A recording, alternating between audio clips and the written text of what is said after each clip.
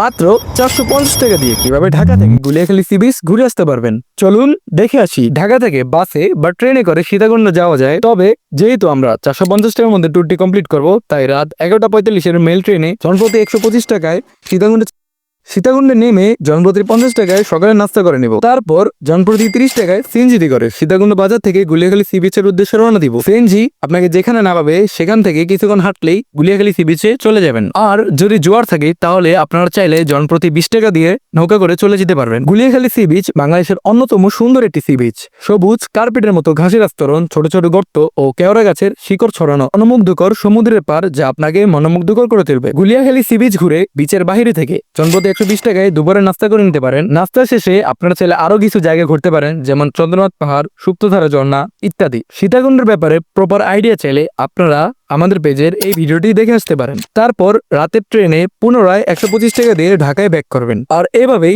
450 টাকা দিয়ে ঢাকা থেকে গুলিয়াখালী সি বিচ আপনারা ঘুরে আসতে পারবেন।